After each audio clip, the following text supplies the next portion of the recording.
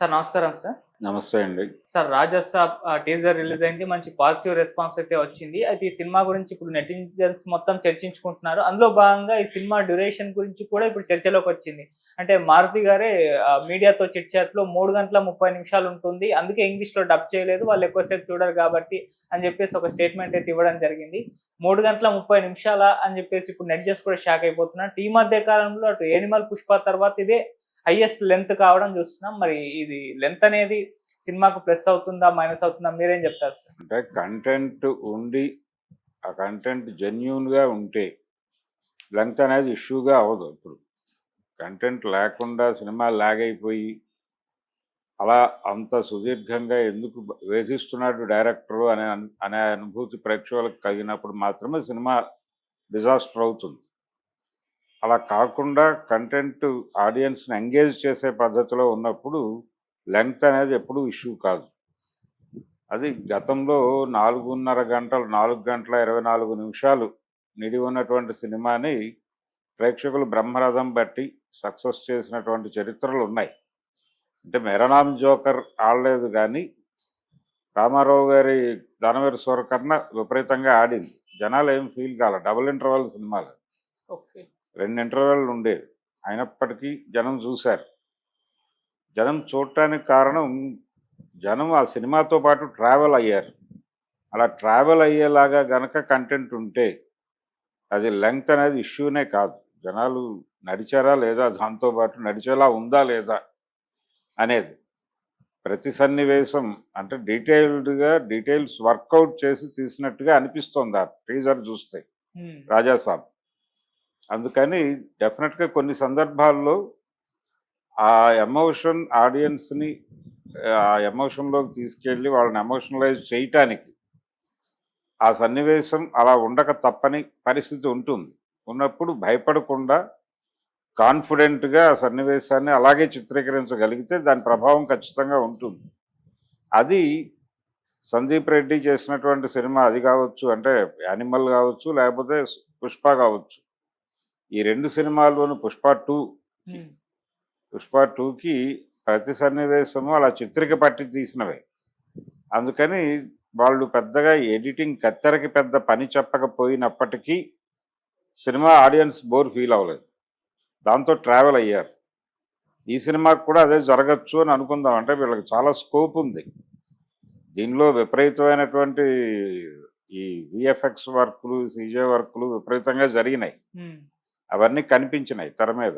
నిజానికి హాలీవుడ్‌కి పంపించదలుచుకున్నప్పుడు కొంత ట్రిమ్ చేసి పంపిస్తారు. పంపించే పద్ధతులున్నాయి. గతంలో కొన్ని తెలుగు సినిమాలని, ఇప్పుడు 'మోసగాళ్ళం సినిమాని 'ట్రెజర్ హంట్' అనే పేరుతో చాలా వరకు పాటలు తీసేసి, కొంత ట్రిమ్ చేసి పంపించి కొన్ని దేశాల్లో మంచి వసూళ్లు రాబట్టింది ఆ సినిమా. అలా వరల్డ్ మార్కెట్‌ని టచ్ చేసి డబ్బులు జనరేట్ చేసినటువంటి తెలుగు సినిమాలు ఉన్నాయి. ప్రాపర్ ఎడిటింగ్ జరగాలి. అక్కడ ఆడియన్స్ మూడ్‌కు తగ్గట్టుగా ఎమోషన్ డ్రాప్ అవ్వకుండా లెంగ్త్ అనేది ఇష్యూగా మారుతుందా అంటే, ఇంత 3 గంటల పైన నిడివి ఉన్నటువంటి హాలీవుడ్ సినిమాలు కూడా ఉన్నాయి. కాబట్టి సినిమాని నిడివి చంపేస్తుంది సినిమాని అనేది కరెక్ట్ కాదు. కంటెంట్ బాగుందా లేదా, జనాల్ని ఎంగేజ్ చేస్తుందా లేదా, జనాల్ని ఎంగేజ్ చేయటమే పరమ లక్ష్యం సినిమాకి. ఆ పరమ లక్ష్యాన్ని సాధించిన సినిమాకి ఎన్ని హర్డిల్స్ ఉన్నా ఎవరు పట్టించుకోరు. 'దానవీర సూరకర్ణ'లో బాణాలు వేస్తుంటే దారాలు కనిపిస్తాయి. దారాలు కనిపించినాయని సరదాగా మాట్లాడుకున్నారు కానీ సినిమా ఫ్లాప్ అవడానికి అది కారణం కాదు.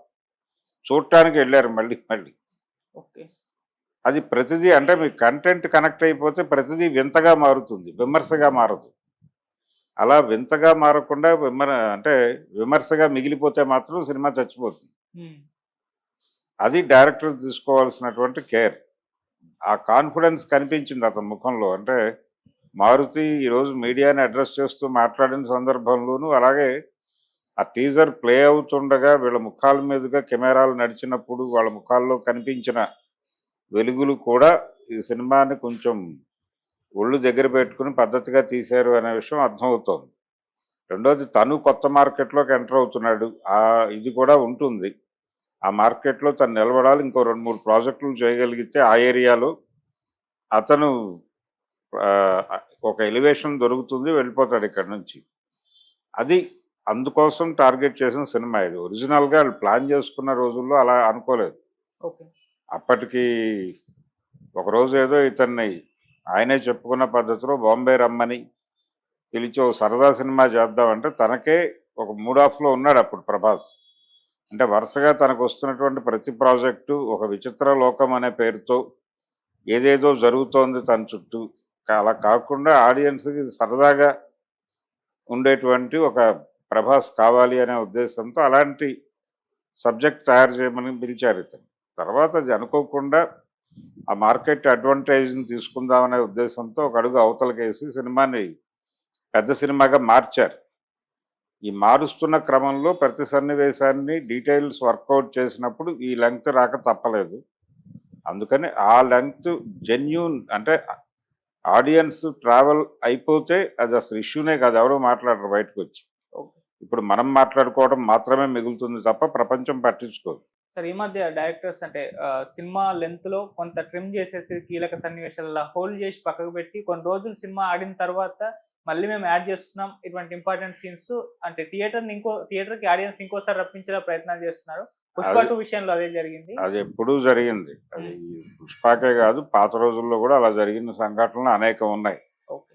అనేక సినిమాల్లో ఇప్పుడు పాపరాయుడు సినిమాలో ఆ పాట 70 రోజుల తర్వాత ఏమో తగిలించారు. జ్యోతిలక్ష్మి చీర కట్టింది అనే పాట ముందు సినిమాలో ఉండదు, అది మధ్యలో తగిలించారు. అలాగే కర్ణలో కూడా తెలిసెన్నులే ప్రియరసిక అనే పాట తర్వాత తగిలించారు.